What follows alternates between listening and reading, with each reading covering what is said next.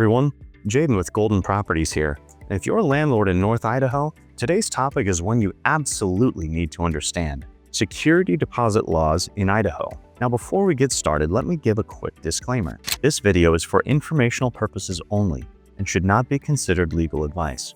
Laws change and every situation is different. If you're dealing with a legal issue involving a deposit, especially one that might end up in court, we highly recommend talking with an attorney who specializes in landlord-tenant law. With that said, let's get into what you need to know as a landlord when it comes to handling security deposits legally and fairly in Idaho. So first, what is a security deposit? It's money collected at the beginning of a lease, meant to cover things like unpaid rent, damages beyond normal wear and tear, or other violations of the lease agreement.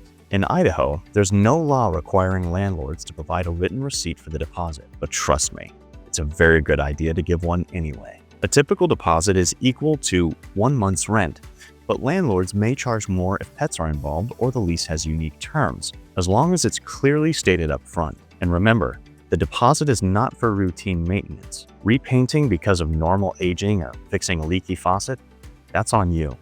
But replacing broken windows or repairing large holes in the wall, that's a tenant deduction. Under Idaho law, once a tenant vacates the property, you have 21 days to return the deposit, unless otherwise noted in the lease. If everything checks out, you return the full amount. But if there's damage or unpaid rent, you can deduct as long as you provide an itemized list with receipts or estimates. Miss that deadline? You may lose your right to keep any portion of the deposit, and you could end up in small claims court. So keep good records. We recommend taking move-in and move-out photos, saving maintenance receipts, and documenting communication with tenants throughout the lease. Here's a question we get a lot. Is a walkthrough inspection required by law in Idaho? Short answer, no. It's not required, but it's highly recommended. A walkthrough with a tenant gives you a chance to go over the condition of the home together and helps prevent disagreements later. We recommend taking photos of everything before move-in and after move-out for documentation purposes. This helps you identify what's normal wear and tear, like faded paint or worn carpet, versus actual damage, like broken blinds, torn flooring, or large stains. If there wasn't a hole in the wall at move-in and there is after move-out, you have clear photo evidence that the home was not returned in the same condition it was given, and you can deduct the repair costs from the security deposit. Let's say you sell your property while a tenant is still in place.